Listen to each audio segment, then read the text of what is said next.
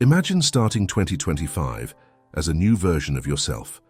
Leave behind everything that holds you back, the choices that no longer make sense, and the excuses that leave you stuck in the same place. What would you do differently? What would it be like to start over with a clear purpose in your heart? This is the perfect time to change your life. The Stoics believe that true power lies in creating a new reality, even in the face of hardship, and this begins with action. In this video, you will learn about 8 practices that can help you transform your life in a profound and true way. It's not just about changing on the outside, but about rebuilding your inner strength, changing your way of thinking and imagining a better future. 2025 is coming and brings with it a special chance to leave behind everything that is not good for you. It's time to clear the game, rewrite your story, and become someone you admire. Before we start with the first practice, I want to remind you that this video only came to you because someone liked, shared, and commented. Do the same too. Keep spreading this message! Practice number 1. Stop procrastinating and start now. Epictetus's epic question still makes sense today. How much longer will you wait to demand the best of yourself? In his Meditations, Marcus Aurelius reflects on something incredibly powerful. He reminds us of an uncomfortable but essential truth.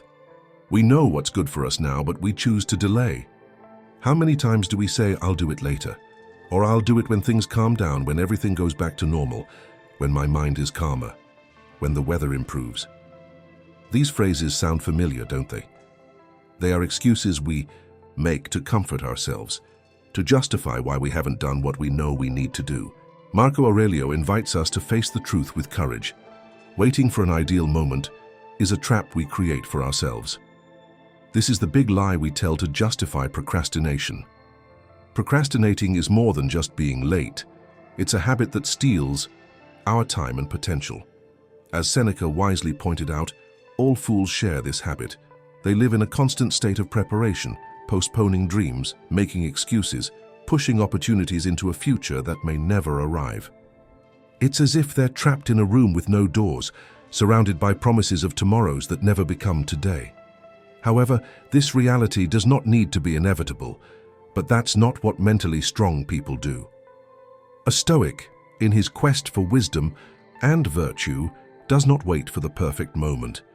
He understands that the perfect moment is an illusion. Instead, he acts. Gather your strength, will, and discipline to face what needs to be done, and do it immediately. It's not that the Stoic doesn't feel fear or doubt. He feels them, but does not allow these emotions to dictate his behavior. He knows that action is the only real answer. The best time to start something was yesterday, or depending on what it is, the best time was many years ago. But that doesn't mean all is lost. There is always the second best time, now. This is the moment we have in our hands, the only one we can control. It's like planting a tree. Maybe you didn't plant yours 10 years ago, but what stops you from planting it today? Think about it practically. Look around you. Today there are thousands of people creating content on the internet, teaching crochet, cooking at home, sewing, repairing things, and sharing their talents with the world. They didn't start out being experts. They took one step at a time. They are not necessarily smarter or more skilled than you. They simply started earlier. And because they started, they are now reaping the fruits of their courage. Whoever arrives first drinks the cleanest water, they say. And that's true. This means we need to act to achieve what we want. Action is the essential element. There is no time other than the present. Every success in your life is the result of choices you made previously. Every step taken today can shape your tomorrow. Likewise, all procrastination is the opposite of this. It is a choice to push the future away, to sabotage it before it even happens. Ask yourself, what actions are you putting off that could transform your life? Maybe it's little things like learning something new, starting a project, or connecting with someone. Maybe it's big things like changing careers or investing in your health. It doesn't matter the size of the step. What matters is giving first. Don't say you'll do it later. Say you will do it now, and then do it. Seneca warns us with his timeless wisdom. Fools are always preparing to begin, but they never begin. Do you want to live like fools, or like those who truly achieve their goals? That choice is yours. Think, what if, instead of saying, "I'll do it later," you simply decided to start now? Wouldn't it be better to stop waiting and take the first step? The future you want depends on the choices you make today. Every day is an opportunity to sow something new. Tomorrow, you will reap the consequences of these choices. Why not make sure they're good? Practice number 2, change your attitude. You need to change your mind, not your place, because your pain will follow you wherever you go. Seneca. This phrase from Seneca tells us a profound truth. We often believe that the problems we face are outside of us. We think that if we change cities, jobs, or companies, we will find peace and happiness. But, as Seneca reminds us, what we carry inside our minds does not disappear with a change of scenery. What is unresolved in us will follow us like a shadow. Imagine a person who decides to move because they feel suffocated by the clutter and noise around them. Enthusiastically, she packs her bags, rents a new apartment, and hopes that the move will be the beginning of a more organized and peaceful life. But days after settling in, she realizes that chaos has returned. Stacks of papers are everywhere. Disorganization occupies every corner, and the stress is the same. Why? Because the physical change was only superficial. The same habits, the same attitudes, and the same choices continue to accompany her. This story reflects what Seneca wants to teach us, the illusion that external change will solve internal problems. We often hold on to this belief because it is easier to look outward than inward. It is less painful to blame circumstances than to admit that we need to adjust our way of thinking and acting. Seneca challenges us to face an uncomfortable truth. The problem is not the place, but the person. As he said, the disease follows the sick. No matter how far you go, if the same patterns of thinking and behavior are maintained, the pains and challenges will continue to resurface. If you want genuine transformation, you need to start with your mind. Changing places without changing. Who you are is like trying to heal a wound by changing the bandage without treating the cause. This requires courage to face our own defects and limitations. It's easier to try to escape, but running away only postpones the work that we will inevitably have to do. Seneca provokes us further with another reflection. If you want to escape your problems, you don't need to go somewhere else. You need to be someone else. He does not suggest that we abandon who we are, but that we have the courage to evolve. This means analyzing our attitudes, challenging limiting thoughts, and developing new habits that bring us closer to the peace we seek. Recognizing that the problem may be within us is not a punishment. It's an opportunity. After all, if the challenge is in us, the solution is also in our hands. This is one of the most liberating lessons of Stoicism. The strength to change lies within each person. Of course, facing this truth can be uncomfortable. It's always easier to blame the boss, the weather, or the family. But it is in this recognition that our power lies. Only when we admit our responsibility can we take control of our journey. Running away from problems may seem like a momentary escape, but it's like sweeping the dirt under the rug. It is still there, waiting for the moment to emerge again. Building a strong and resilient mindset requires facing fears and insecurities, working to overcome them. This doesn't happen overnight, but each step taken towards self-knowledge brings us closer to a fuller life. Therefore, the real change is not in the world outside, but in how we choose to face it. The key to a happier and more balanced life is not to escape, but to transform. Transform your thoughts, reformulate your attitudes, and discover the strength that already exists within you. Remember, wherever you go, you will be there. How about being the best version of yourself? And if you're enjoying the content, consider becoming a member of the channel. In addition to helping the channel, you also have exclusive content. Click on the link in the description and become a member right now. Returning to the content. Practice number 3. The philosophy of a strong body and a resilient mind. Taking rigorous care of your body may not seem like something related to philosophy, but it has a lot to do with it. The Stoics, for example, were very active people. They ran, fought, lifted weights and hunted. They were warriors, athletes, and were always on the move. The phrase, "a healthy mind in a healthy body," makes perfect sense here. For them, the strength of the mind and body went together. Nowadays, many people make New Year's resolutions to improve their health, achieve the body they've always dreamed of, or feel stronger and better. Taking care of your body is very important, without a doubt. But when we think of a philosopher, we hardly imagine someone like that.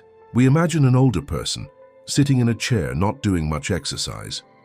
However, ancient philosophers were quite different. Socrates, for example, was a soldier who everyone admired for his resistance to the cold. Cleanthes was a boxer. Marcus Aurelius liked to hunt and fight, and Seneca began the year by diving into the icy waters of the Tiber River. It is no coincidence that many of Epictetus's metaphors talked about fights and soldiers. For the Stoics, physical practice was not about vanity, but rather about helping the mind. Seneca said, "We treat the body with rigor, so that it does not become disobedient to the mind." For them, training the body was like training the mind. Overcoming the body's challenges helped make the mind stronger. They believed that by facing the limits of the body, they strengthened the spirit and became more prepared to deal with anything. When you choose a physical challenge, like going for a walk, working hard at the gym, or taking a strength training class, you're exercising the muscle that says, "I can do it. I keep what I promise. My mind can control my body." This is an exercise in discipline, determination, and control. It's not just about health or appearance, but about strengthening your willpower. When you face discomforts and ignore that voice inside you saying, "This is too hard. So I'm lazy today. I'll do it tomorrow when I'm less tired," you become stronger.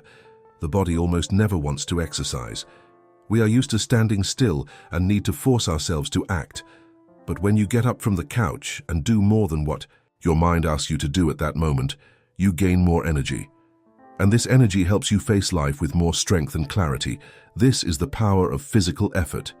It not only strengthens your body, but also your mind. It teaches you that you can do more than you imagine and changes the way you face challenges, leaving you more balanced, strong, and confident. So, when thinking about your goals, choose something that works not only your body, but also your inner strength. Strengthen your willpower. Every physical challenge you overcome is a step towards a stronger mind and a more steadfast spirit. Practice number 4. Get rid of bad addictions. Seneca, with all his Stoic wisdom, makes us reflect in a profound and provocative way. It challenges our view of freedom and what it really means to be free. In his words, he asks us, "Show me a man who is not a slave." But contrary to what many might imagine, he is not talking about physical chains or visible oppression. Seneca invites us to look beyond, at the invisible chains we carry, the ones we can't always see but that bind us in very real ways. Seneca noted that even slave owners were, in a sense, chained. They might possess wealth, property, and even human lives, but they carried an immense weight on their shoulders. The duty to maintain control, the fear of losing power, and the responsibilities that come with mastering it all made them prisoners too. For him, true slavery did not occur only in the chains that imprison the body, but in the bonds of the mind and soul. He explained that one is a slave to sex, another to money, another to ambition, and so on. Slavery for Seneca was not a matter of wealth or status, but of how these desires and fears take hold of us. We are all slaves to something, whether it be the hope that keeps us always searching for something, or the fear that paralyzes us and prevents us from living fully. It's as if we are trapped in our own emotions and thoughts, always trying to control what actually ends up controlling us. The path to true freedom, therefore, begins with awareness. We need to recognize these invisible chains that hold us captive. When we stop to think and analyze our actions, we realize how we often let ourselves be dominated by small and seemingly harmless things, but which deep down control our lives. It could be the coffee you feel like you can't live without, or that habit of checking your cell phone every minute, as if the world is about to happen. Maybe it's the obsession with making easy money in games, or the fear of not being accepted by others. All of these are invisible chains that take over our mind, and we often don't even realize that we are prisoners of them. Seneca teaches us that if we cannot live without something, then it is that something that truly has control over us. This control is what prevents us from being truly free, from making conscious decisions, and from living a fulfilling life. True freedom is not doing whatever we want at any time, but being able to make choices without being dominated by desires, fears, or addictions. Freedom comes from within, from the ability to choose to act wisely and to free ourselves from the ties that bind us. This is the perfect time to reflect on this. If you feel trapped by something, whether it's an obsession, an addiction, or a fear, commit to seeking freedom. Start now in every small choice, in every moment of your day. Your true greatness, your true freedom, depends on you being able to free yourself from the invisible chains that control your mind. Free yourself and live with more clarity, more wisdom, and more peace. Practice number 5, concentration. If there's one skill that could change your life this year, it's the ability to focus. In a world full of distractions, where our attention is constantly divided, knowing how to focus is a rare and super valuable skill. Marcus Aurelius, one of the greatest Stoic thinkers, had the same challenges as all of us. Even though he lived in an ancient time without a cell phone, he knew that the secret was to concentrate on every minute, doing what he had to do with precision, seriousness, and justice. He teaches us that focus is something that requires intention and will. But it's not just the distractions around us that take us away from focus. We also have distractions within us: worries, WhatsApp messages, cell phone notifications, and to-do lists. Cal Newport, author of the book Focused Work, says that this ability to concentrate is almost disappearing nowadays. He says that the greatest human achievements and best moments of performance come from periods of deep, uninterrupted focus. Stoic philosophy also gives us good examples of how we can develop this skill. Seneca, who lived in a noisy house in Rome, wrote to a friend that he had learned to steel his nerves against external distractions. He wrote, "I force my mind to concentrate and keep it from wandering to things outside of myself. The environment may be noisy and chaotic, but as long as my mind remains calm, nothing can disturb me." This phrase shows great self-control, something that does not happen automatically. It is a practice that we develop with patience and discipline. Meditation, writing every day, reflecting and learning to disconnect from external distractions are important tools for training this skill. As Seneca said, true peace comes when no noise reaches you and no words take you from your center. Of course, no one is perfect at this. You won't be, neither am I. But the important thing is not to be perfect, but to improve every day. Seneca's example shows that even with all the chaos around, it is possible to reach a level of concentration where nothing, not emotions, not noise, not external situations, take us away from the present. Marco Aurelio also tells us to focus on what really matters and dedicate ourselves to that. If there's one important thing to learn this year, it's the ability to focus, being where you are, doing what you are doing. This practice can transform the way you live every moment of your life. In the next few days, dedicate yourself to practicing what the Stoic masters teach us. Focus on what you have now and truly live. And as a first challenge to put this practice into action, leave your like, subscribe to the channel, and comment on the date you watch this video. From now on, start training your concentration in everything you do. But there is a catch. If you've been trying for a long time to get out of conformity and ignorance, and you can't do it in any way, maybe it's for other reasons that you don't know what's causing this. But I know what it is. It's anxiety. Anxiety comes like a silent snake and poisons you without you feeling it. This leaves you infected for days, months, and even years. And if you have that, it would be like living sick. However, there is an antidote from the Stoics, which together with modern psychology can free you from all this, just as it freed me. I made a video showing how you can get rid of this poison in your life. It's in the first comment. Click on the link in the first comment and cure yourself of this poison of anxiety. Practice number 6. Have a mentor. Marcus Aurelius, one of the great philosophers in history, was not just a thinker, he was also a soldier who was at the forefront of battles, commanding the Roman army in times of war. Even with all his strength and authority, he did not hesitate to reflect on the lessons that military life taught him. In Meditations, he writes a rare passage about his experience as a soldier, saying, "Like a soldier storming a wall, you have a mission to accomplish. If you are wounded, you will need a comrade to help you up."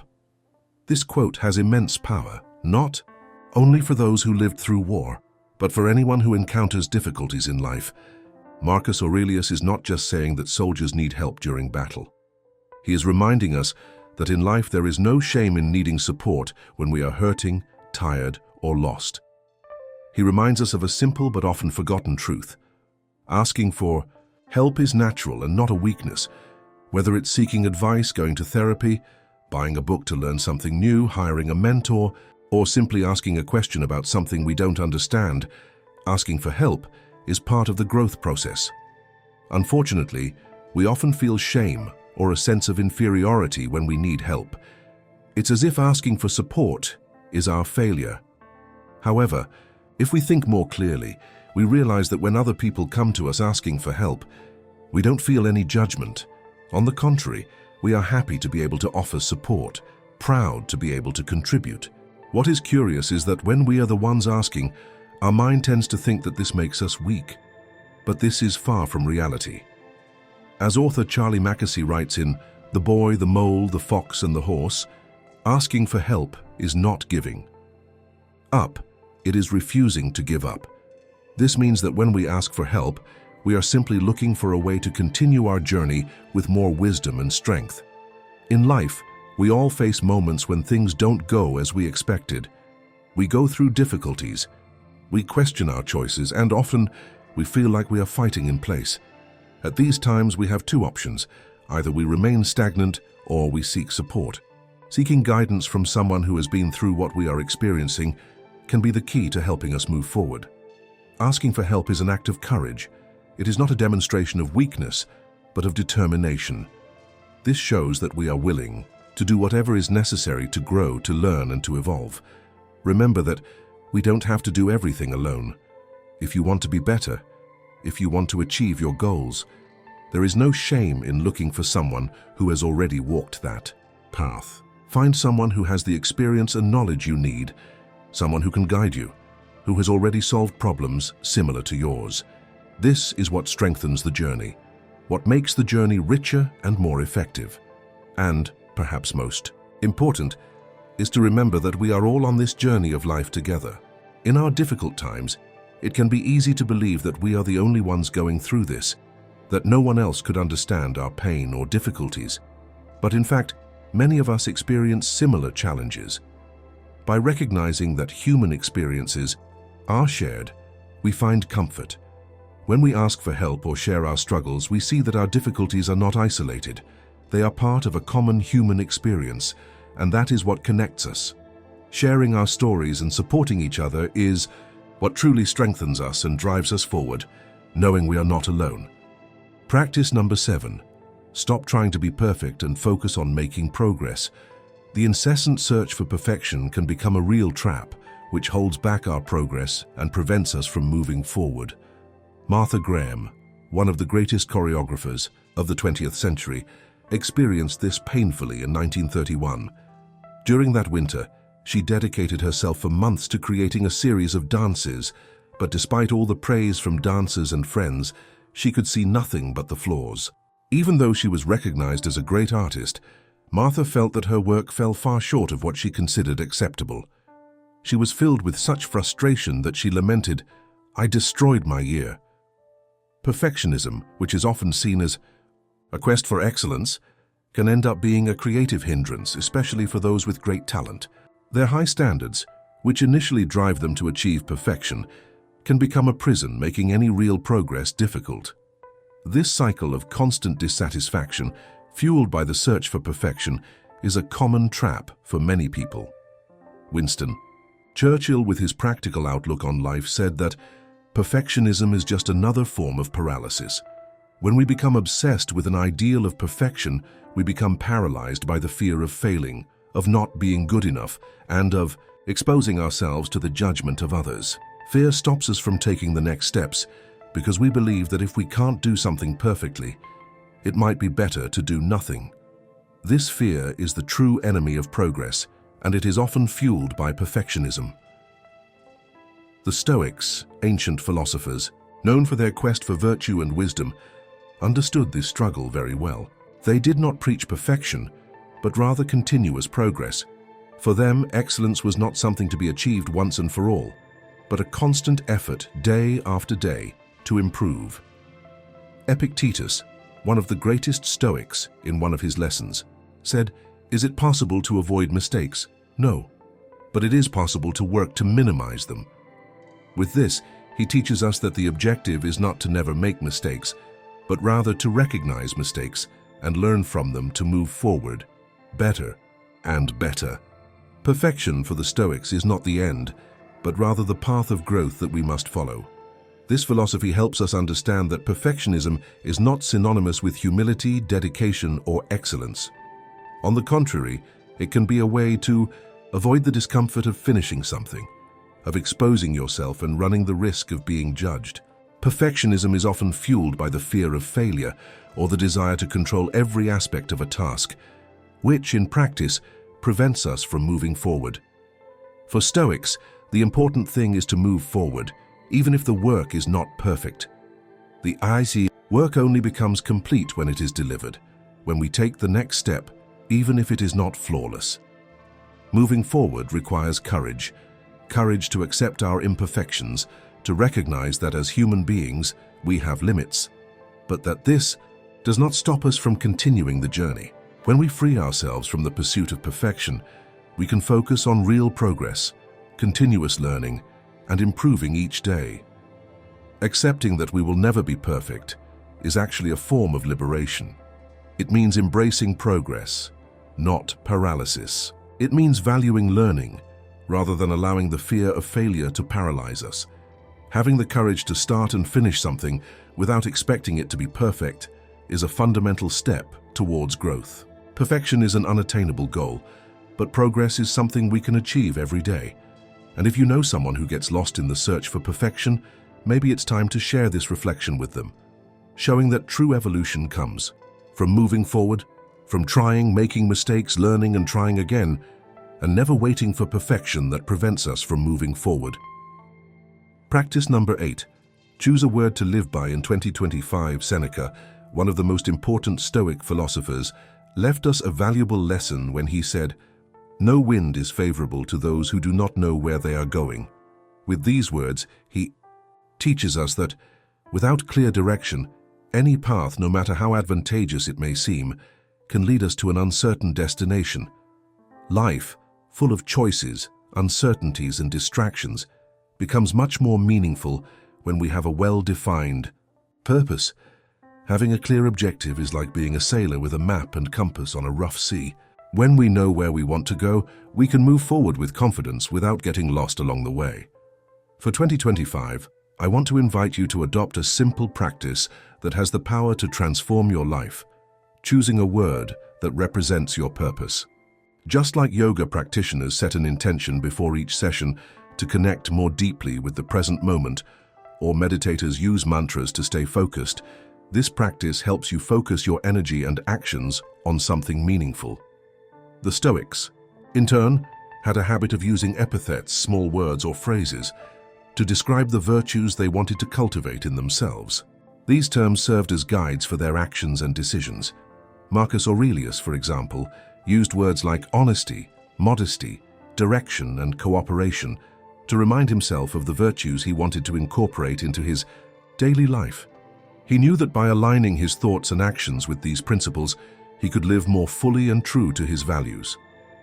The practice of choosing a word is not just a philosophical technique, but a way of maintaining clarity and focus amid life's many distractions. When you choose a word, you give yourself a compass to guide you in uncertain times. Choosing a word for the year is like pointing to a star in the sky. When life becomes chaotic, full of options and challenges, this word can be the anchor you need to stay on track. It becomes a constant reminder of what you want to achieve, what is most important to you. Imagine, for example, that you feel that your life is empty or meaningless. Choosing a word like more can help bring new energy to your everyday life, more experiences that enrich, more moments with the people you love, more initiatives that challenge you to grow. This word serves as a constant reminder that you can strive for more and do what really matters. In my case, I chose the word temperance. For me, this means seeking balance, acting more consciously, and avoiding extremes. In a world where external pressures can push us toward impulsive or excessive behaviors, temperance becomes the guide that helps me live with more clarity and purpose. By focusing on balance, I try to act more carefully in everything I do, seeking to moderate my impulses and make more considered decisions. Choosing a word for 2025 is not just an exercise in reflection, but a commitment to a greater goal. Throughout the year, this word can serve as a compass, constantly reminding you of what you want to achieve, the qualities you want to cultivate, and the type of person you want to be. By living according to this word, you will, in practice, get closer and closer to your purpose, guiding your actions and decisions with wisdom and intention. How can you find your word? Think about who you want to be and the challenges you hope to face in this new year. Here are some ideas. Generosity, for those who want to be a kinder person and help others. Courage, for those who need to face their fears and grow. Patience, for those who want to learn to trust time and the process of life. After choosing your word, write it down on paper. Put it as a wallpaper on your cell phone, set it as an alert on your alarm clock, or even use it as a password. The important thing is not to forget her. Live with purpose. Choose your word and let it be like a star that guides you, helping to make this year more focused and full of meaning.